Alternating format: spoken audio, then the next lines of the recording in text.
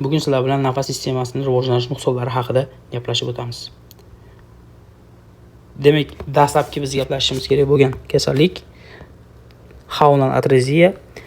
Normal holatda agar biz burun bo'shlig'i anatomiyasini ko'radigan bo'lsak, burun bo'shlig'i halqum bilan xaonalar deb atalgan mana bunday bo'shliqlar orqali bog'lanadi. Ya'ni burun bo'shlig'i halqumga o'tish joyi bor.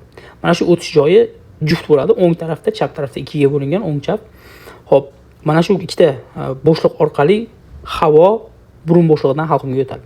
Normal holatda shunday bo'lishi kerak. Endi xaonal atreziyada mana shu zona, ya'ni burun bo'shlig'idan halqumga o'tish zonasi to'silib qoladi.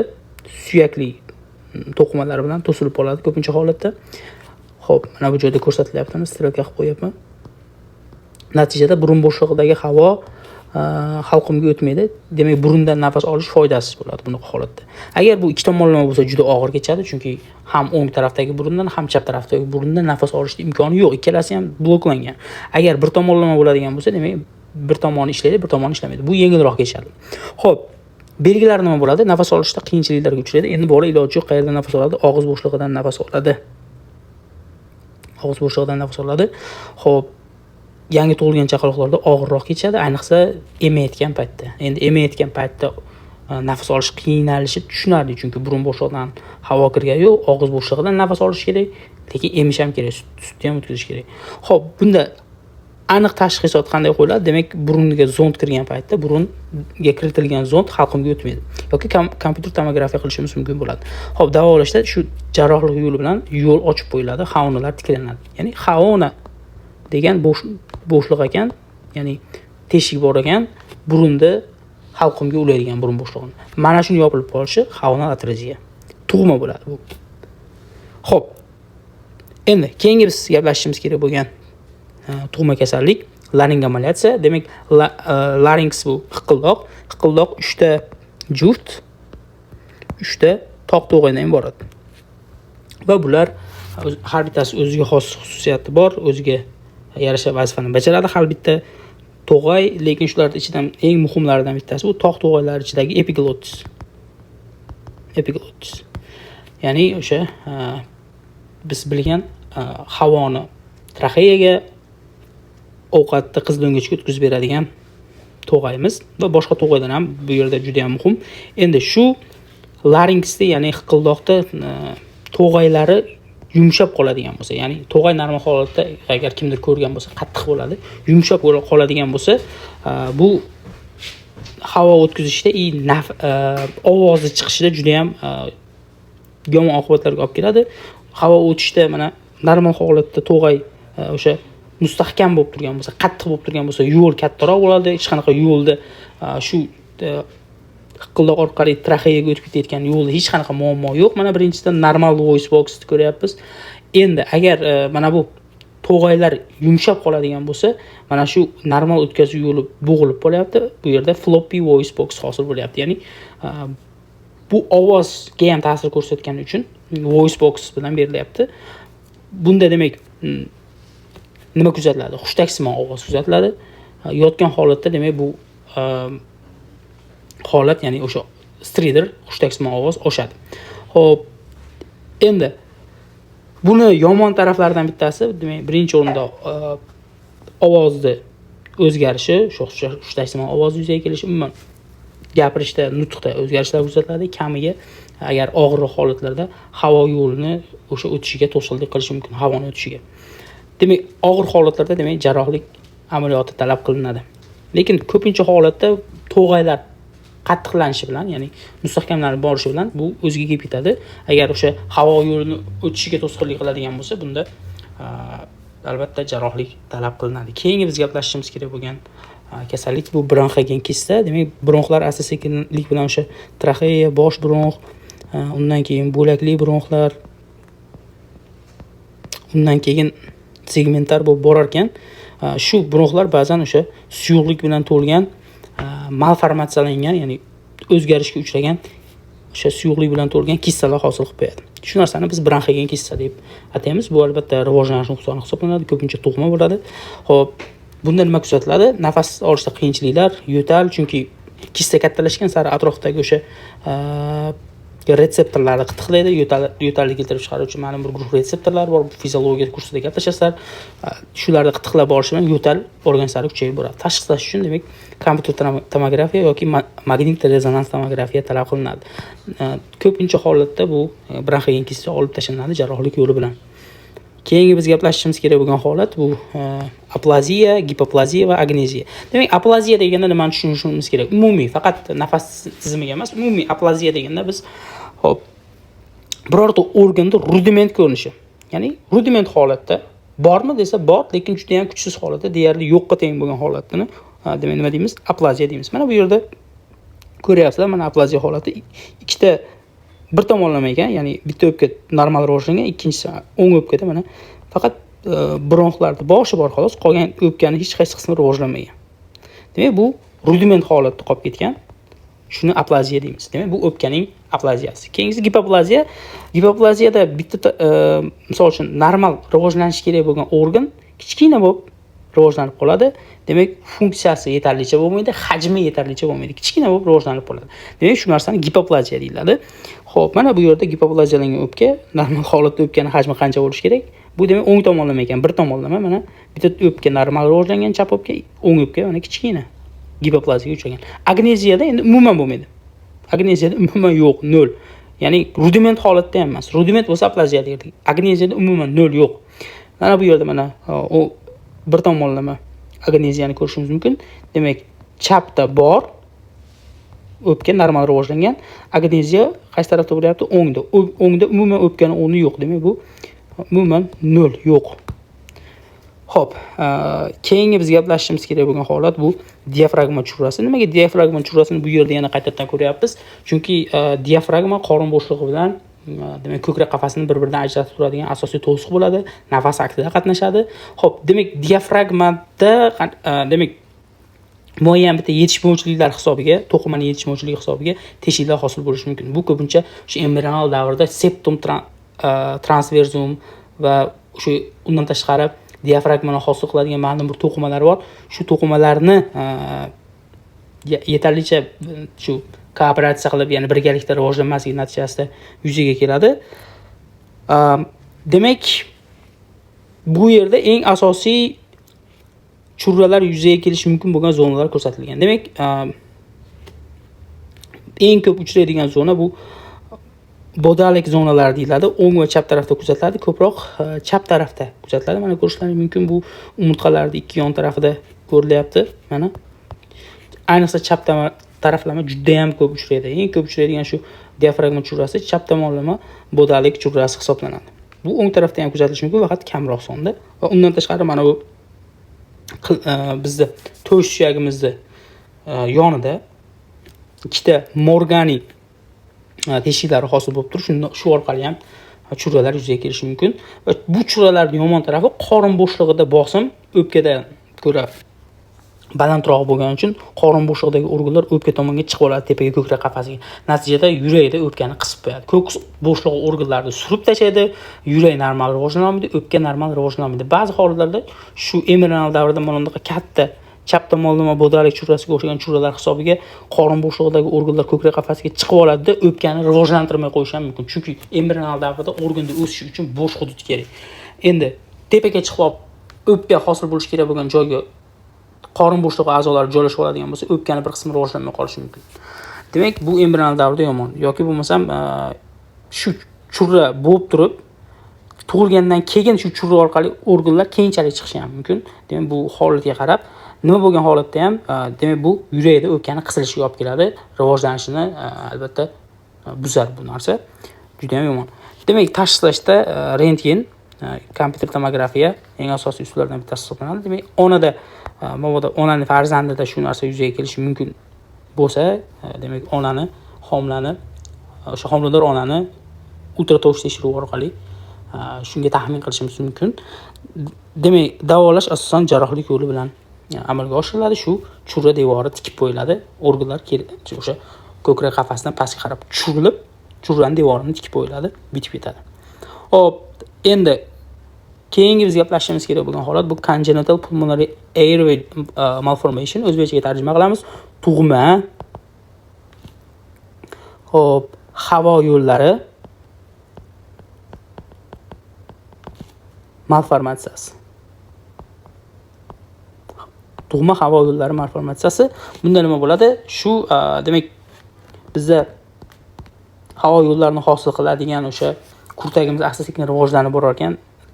Traxeyadan keyin ikkita bosh bronx, keyin bosh bronxlar bo'lakli bronxga, to'g'rimi? Bo'lakli bronx segmentar bronxga bo'lib rivojlanib borar ekan. Mana shu bronxlarning o'sishida qanaqadir buzilishlar yoki yetishmovchiliklar yuzaga keladigan bo'lsa, shuni tug'ma havo yo'llari malformatsiyasi deb ataymiz va buni 5 ta turi bor. Demak 0, 1, 2, 3, 4 deb nomlanadi. Demak 0, 1, 2, 3, 4, 5 ta. 5 ta, lekin 0 dan boshlangani uchun 5 ta 4 gacha. Xo'p, nima bo'ladi? Belgilari yangi tug'ilgan chaqaloqlarda albatta nafas olishda qiyinchiliklar yuzaga keladi. Agar ba'zi holatlarda umuman asimptomatik bo'lishi mumkin, ya'ni bilmasligi mumkin. Qachonki bu joyda infeksiya yuzaga kelganda, o'shanda rentgen qilinganda yoki kompyuter tomografiya qilinganda ko'rib olish mumkin bo'ladi. Ungacha hech qanaqa muammo keltirmay yashashi ham mumkin bemorda. Xo'p, endi ko'pincha bu zonalar o'sha havo yo'llari yetarlicha tekis bo'lmagani uchun, havo normal aylanmagani uchun infeksiyaga moyil bo'ladi bu joylar. Xo'p, tashxis qo'yishda demak perinatal davrda, ya'ni homila bo'lgan paytda homilador onani tekshirayotganimizda onani demak ultratovush tekshiruv orqali tashxislaymiz. Tug'ruqdan keyin, ya'ni bola tug'ilib bo'lgandan keyin kompyuter tomografiya yoki magnit rezonans tomografiya amalga oshiriladi. Davolash uchun demak simptomatik, endi nima o'sha ikkilamchi oqibatlar bo'ladigan bo'lsa, masalan, infeksiya bo'lsa, infeksiyani, yo'tal bo'lsa, yo'talni davolaymiz. Agar vaziyat jiddiy bo'ladigan bo'lsa, jarrohlik orqali qayerda shu malformatsiya kuzatilgan bo'lsa, o'sha zonani olib tashladi.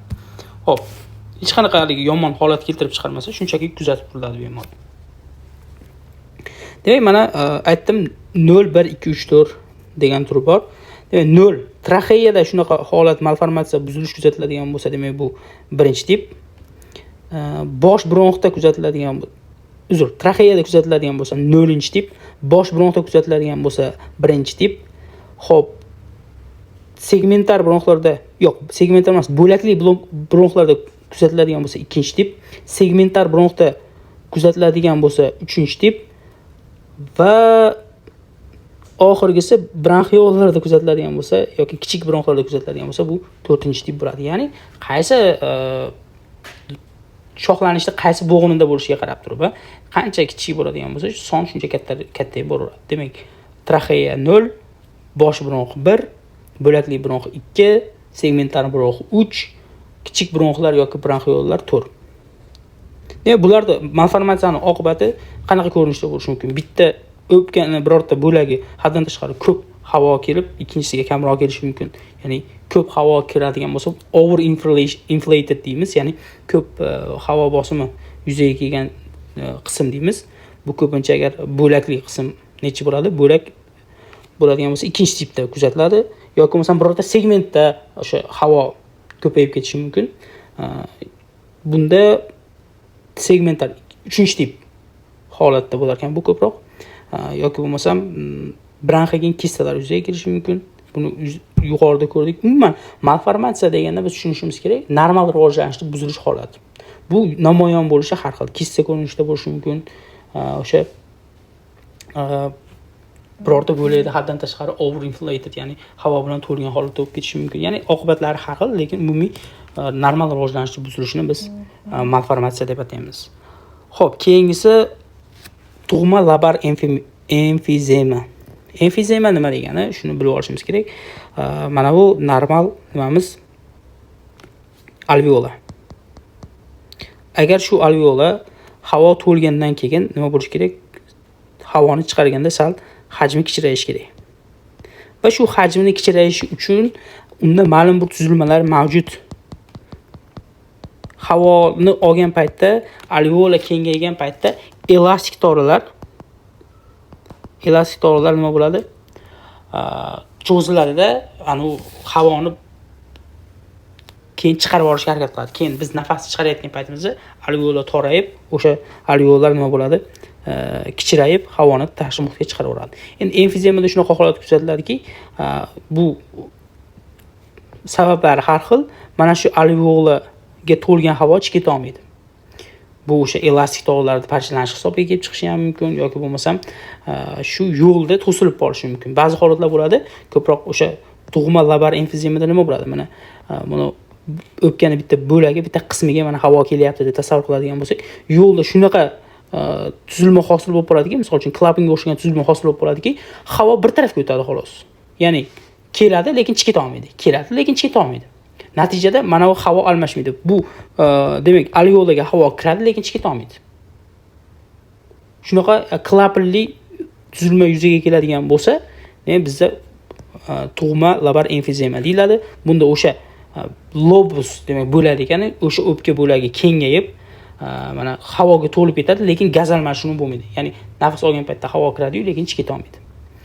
Xo'p, demak, nafas olishda qiyinchiliklar, ko'krak shishi, siyanozlar kuzatiladi. Endi bitta joyda o'pkani bitta qismi ishlamay turgandan keyin siyanoz bo'lishi tabiiy jarayon, ya'ni kislorod yetishmovchiligi kuzatiladi, sababi ventilyatsiya bo'layotgan bir qism kamayapti. Tashxislash uchun rentgen yoki kompyuter tomografiya usulidan foydalaniladi. Ko'pincha jarrohlik usuli bilan mana to'sib turgan klapperli tuzilmani olib tashlaydigan bo'lsak, yo'lda ochadigan bo'lsak, demak bu o'z-o'zidan joyiga keladi. Xo'p, biz keyingi gaplashishimiz kerak bo'lgan holat bu nisbatan tushunish oddiy, subglottik stenoz. Demak, bizda xalqimiz hiqildoqda, demak, mana bu bizda nimamiz bor edi, to'g'ayimiz bor edi, epiglottis deydi. Shu to'g'aydan keyin pastda hiqildoqni oxiri to'g'ayda to'g'ay emas, traxeyani bosh qismida mana bunday shishlar hosil bo'ladi, ya'ni yo'lni toraytirib qo'yadigan tuzilmalar yuzaga keladi. Stenoz deymiz, ya'ni torayishda stenoz deymiz. Shu stenoz yuzaga kelib havo o'tishini nima qiladi? Qiyinlashtiradi. Qayerda joylashadi? Demak, epiglottisni pastida. Hiqildoqni yuqoriga, traxeyani boshlanish qismida. Hiqildoqni pastga, traxeyani boshlanish qismida. Mana shu zonalarda. Demak, bu nafas yo'llarini to'rayishi bilan kechadi. Sabablari tug'ma, demak, rivojlanish nuqsoni. Ba'zi holatlarda orttirilgan bo'lishi mumkin, ya'ni intubatsiya qilinganda qanaqadir zararlab qo'yishi mumkin yoki infeksiya natijasida yuzaga kelishi ham mumkin. Demak, nafas olishda qiyinchiliklar bo'ladi. Stridor, ya'ni ovoz o'zgarishi. Xo'p, endi tashxislash uchun, aniq ko'rishimiz uchun laringoskopiya qilamiz, o'sha joyda ko'ramiz yoki bronxoskopiya qilishimiz ham mumkin. Ikkovi ham deyarli o'xshash usullar. Ishlatiladigan apparat har xil. Davolashda endi jarrohlik usuli bilan shu toraygan zonani kengaytirishimiz kerak bo'ladi. Xo'p, demak, birlamchi siliar diskineziya. Demak, birlamchi siliar diskineziya. Bu holatda nima kuzatiladi? Birlamchi siliar diskineziyada bizda ma'lum bir hujayralar bor. Shu hujayralarda kipriklar bo'ladi va kipriklarning funksiyasi joyiga qarab har xil. Misol uchun, o'pkada shu kiprikli hujayralar hosil bo'lgan balg'amlarni tashqi muhitga chiqarishda qatnashadi. Agar bu yaxshi keta olmaydigan bo'lsa, burun bo'shlig'ida rinosinusoidlar, demak, infeksiyalar, nafas sistemasida, bronxlarda, o'pkalarda infeksiyalar qaytaranaveradi. Chunki hosil bo'lgan balg'amni o'sha nima qilib olishimiz kerak? Tashqariga chiqarib olishimiz kerak. Chunki o'sha balg'amda bakteriyalar bor. Shu tashqariga chiqarishda mana shu kiprikli hujayralar muhim rol o'ynaydi nafas sistemasida. Xo'p, ayollarda demak, mana bu bachadon nayida ham xuddi shunaqa kiprikli hujayralar bo'ladi. Urug'langan tuxum hujayrani nima qilib beradi? Bachadonga qarab yurgizib beradi. Yoki bo'lmasam tuxum dondan so'rib olingan tuxum hujayrani ham o'sha ampula qismga yetkazib beradi. Ya'ni urug'lanish uchun, urug'langandan keyin zigotani harakati uchun kerak bo'ladigan, demak, kiprikli hujayralar mavjud. Yoki bo'lmasam erkaklarda, demak, jinsiy sistemada bo'ladi, ya'ni urug' yo'llarida bo'ladi. Yoki bo'lmasam spermatozoidni dum qismida ham xuddi shunaqa, ya'ni spermatozoidni dumi ham bitta kiprikcha sifatida qabul qilsak bo'laveradi, faqat bittalik kiprik. Unda demak ahamiyati bor. Undan tashqari bizda eshitish sistemasimizda xuddi shunaqa kiprikli hujayralar bor. Undan tashqari mana bu bosh miyamizda suyuqlik aylanadi. Shuni suyuqlik aylanadigan zonalarni qoplab turadigan kiprikli hujayralar bor. Ependimal hujayralar deyiladi. Shular ham kiprikli hujayralar. Demak, bu birlamchi siliar diskineziya butun boshli kiprikli hujayralar qayerda joylashgan bo'lsa, o'sha joylarda kechadi. Ya'ni hamma kiprikli hujayra birdaniga zararlanadi. Va misol uchun ependimal hujayralar qayerda joylashgan? Misol uchun demak miya suyuqligiga aylanadigan bo'shliqlarda. Demak gidrosefaliyaga sabab bo'ladi, ya'ni suyuqlik yaxshi aylanmaydi. Xo'p.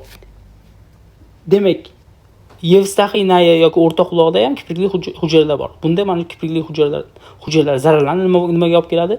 Eshitishni buzilishiga olib keladi. Nafas sistemasida kiprikli hujayralarning vazifasi nima edi? Tushgan bakteriya va boshqa yot moddalarni balg'am ko'rinishda chiqarib olish. Demak, shu bajarilmayapti, infeksiya takrorlanyapti. Xo'p, jinsiy sistemada demak urug'lanish, demak tuxum hujayrani ayollarda yetkazib berish, erkaklarda spermatozoid harakati misol uchun kerak bo'ladi. Demak, shu funksiyalar kompleks buziladi. Bu endi respirator sistemada o'tganimiz bilan barcha mana shu kiprikli hujayra qayerda bo'ladigan bo'lsa, shuning funksiyasi buzilishi bilan kechadi. Xo'p, keyingi biz gaplashishimiz kerak bo'lgan kasallik bu o'tkir respirator distress sindromi. O'tkir respirator distress sindromi bu o'sha o'pkada suyuqlikni yig'ilish bilan, ya'ni alveola bo'ladigan bo'lsa, alveolaning ichi suyuqlik bilan to'lishi bilan kechadigan va nafas olish qiyinlashuvi kuzatiladigan, tez kechadigan, ya'ni acute degani o'tkir kechuvchi sindrom hisoblanadi. Bu ko'pincha pnevmoniyalar, sepsislar va boshqa shikastlanishlar natijasida kuzatiladi. Bola tug'ilgan paytda ham agar mabodo surfaktant yetishmovchiligi bilan ham kuzatilishi mumkin, ya'ni surfaktant yetishmovchiligi bo'ladigan bo'lsa ham shu respirator distress sindromi kelib chiqishga moyil bo'ladi. Bundan tashqari mana aytilyapti, pnevmoniya, yana eslataman, sepsis va shikastlar ham o'tkir respirator distress sindromiga olib kelishi mumkin. Demak, nafas olishda qiyinchiliklar, kislorodni bosimi tushib ketadi. Demak, buni aytamiz gipoksiya deb. Tashlayotgan paytda demak rentgen qilamiz yoki kompyuter tomografiya qilamiz. Qondagi kislorod parsial bosimini o'lchaymiz. Puls oksimetr bilan. Yoki bo'lmasam kompyuter tomografiya yoki rentgen qilib turib o'pkada havoning miqdorini ko'rishimiz mumkin. Chunki mana bu yer aytaylik, tasavvur qilinglar. Mana havo rangi suyuqlik deydigan bo'lsak, alveolanchi suyuqlik bilan to'lgandan keyin bu yerdan havo almashina olmaydi. Suyuqlik egallab olsa, havo kirib, maydan qonga kislorod berib karbonhidratni olmaydi, chunki suyuqlik band qilib bo'lgan bo'ladi. Shuning uchun ham xavfli bu holat. Xo'p, demak, sizlar bilan gaplashishimiz kerak bo'lgan asosiy mavzular shundan iborat edi. Sog' bo'linglar, salomat bo'linglar.